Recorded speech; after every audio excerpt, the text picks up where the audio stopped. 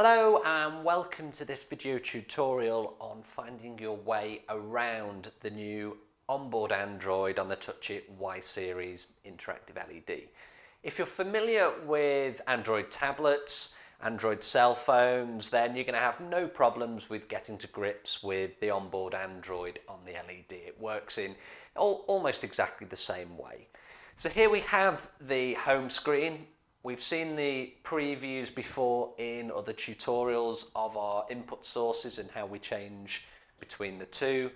And down at the bottom of the screen we have a dock where we've got access to the file explorer, the browser, and of course our apps. So if I tap on the apps here, you can see that my apps display and I can swipe through the pages and then I tap on an app to open it.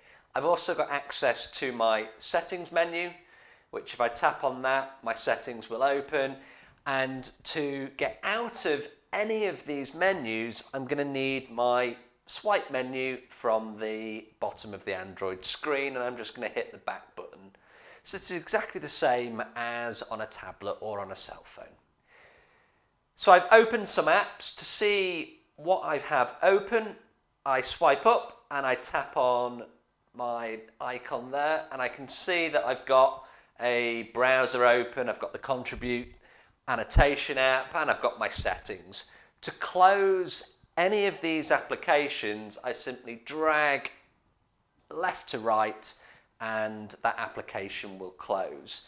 I also have this very helpful brush icon down the bottom. It tells me how much memory is available, and if I simply tap that icon, it will close the apps for me. It will then show that I have full memory available, and it takes me back to the home screen. So it's a really useful trick to free up that memory and close all the apps that you have running in the background. And there we have it, a very simple overview of the Android operating system on the TouchIT Y series. You're going to love it.